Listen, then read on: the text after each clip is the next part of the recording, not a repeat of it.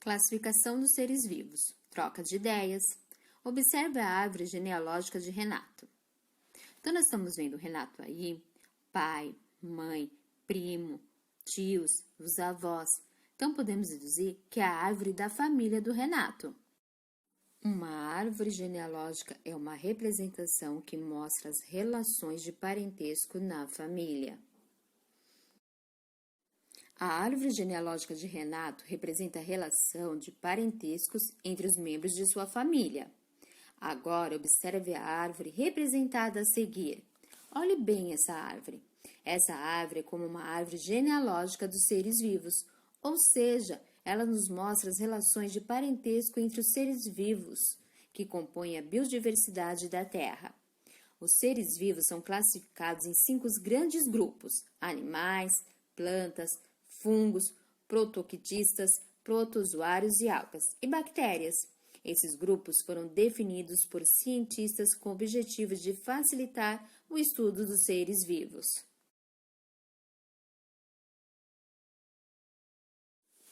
Vírus, bactérias e protozoários são chamados de micro-organismos, pois são seres muito pequenos. Eles são tão pequenos que só podem ser vistos com a ajuda de um aparelho especial, o microscópio. Os vírus são micro-organismos que infectam seres vivos para sobreviver e se reproduzir. Por isso, eles são chamados de parasitas. As bactérias são micro-organismos com estrutura muito simples. Elas podem apresentar diferentes formatos e são encontrados em todo lugar, inclusive dentro de nosso corpo. Os protozoários são seres que apresentam estrutura mais organizada que as das bactérias. A maioria deles consegue se locomover, podendo viver livremente no ambiente ou dentro de outros seres vivos. Vamos conhecer um pouco mais sobre as doenças causadas por micro-organismos. Escolha uma das doenças listadas a seguir e, com a ajuda de um adulto, pesquise sobre a doença. Depois, com as informações obtidas, complete a ficha que se encontra no material de apoio. É aquela que vocês usaram ontem, o verso dela, ok? Apesar de não enxergarmos, os micro-organismos estão por todos os lugares. Por isso, o hábito de lavar as mãos com água e sabão é muito importante, principalmente após usar o banheiro e antes das refeições. Ainda mais neste momento que estamos passando, não é verdade?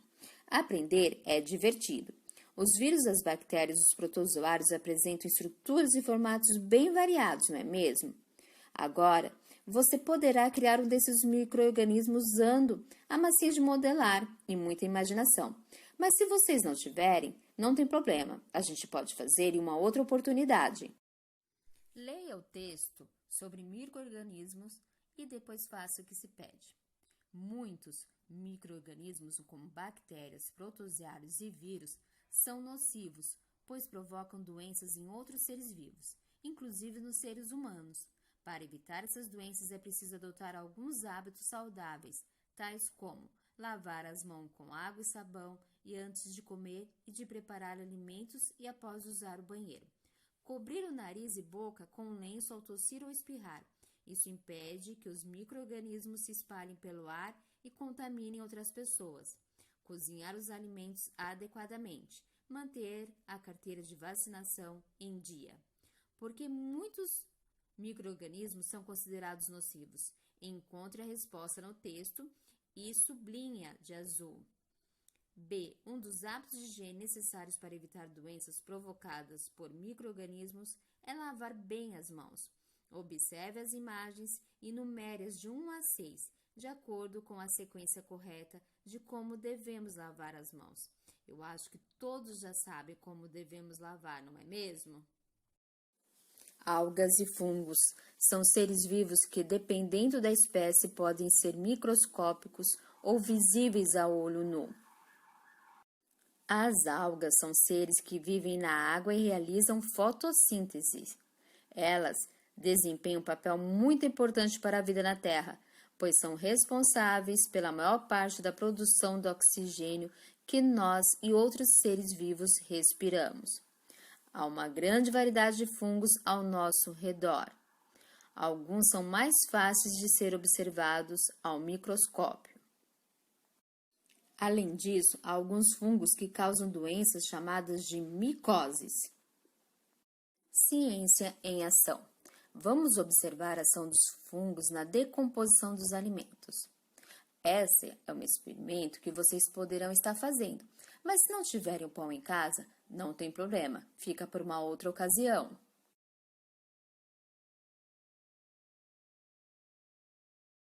Atividades.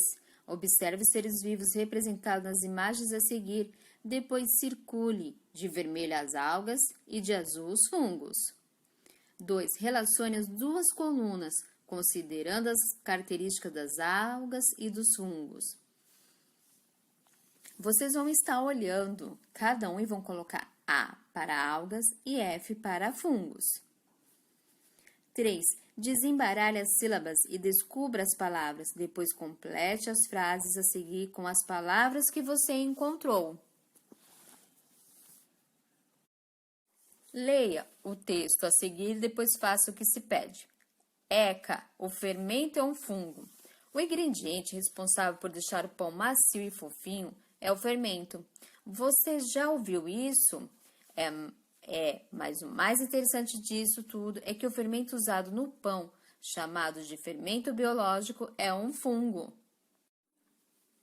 Quer dizer, não, vários fungos. Mas calma, não precisa ficar com nojo.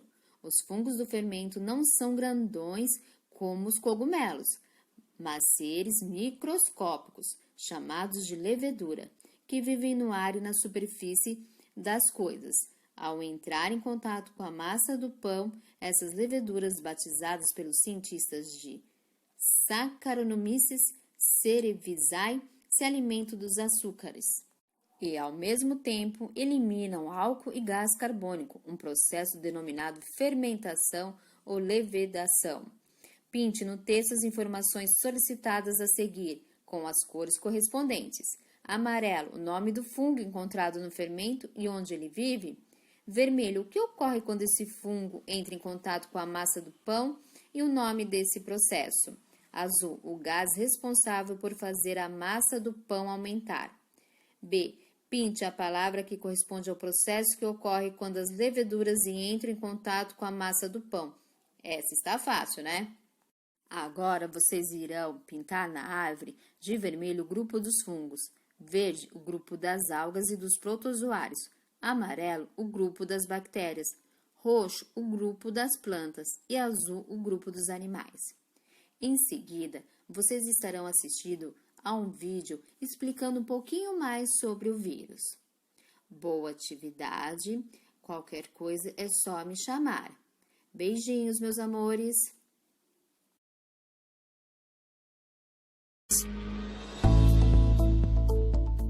Você já teve gripe alguma vez? Atchã! Você já se perguntou por que a gente fica gripado? Atchã! A culpa pode ser de um vírus. Você sabe o que são os vírus? Preste atenção que nós vamos contar para você. O que são os vírus? Os vírus são micro-organismos. Isto significa que não podemos vê-los a olho nu. Para isso, precisamos usar um microscópio. Você sabia que os vírus não são seres vivos?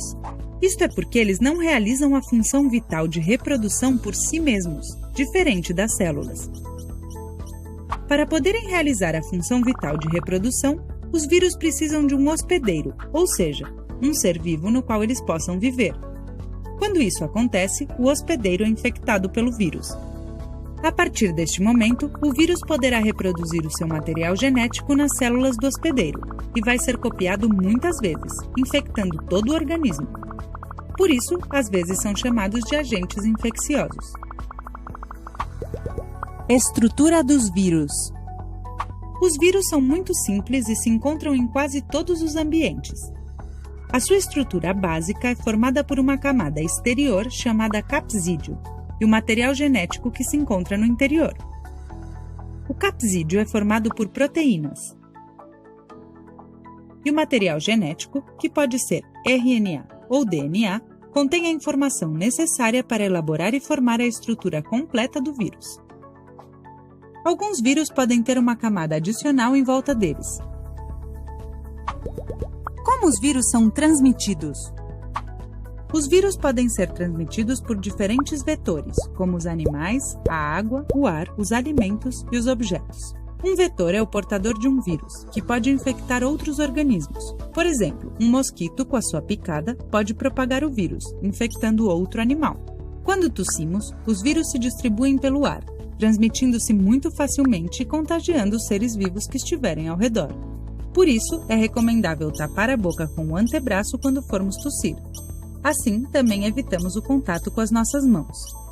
Além disso, podemos prevenir a transmissão do vírus por contato com hábitos de higiene, como, por exemplo, lavar as mãos muito bem e com frequência. Vacinas.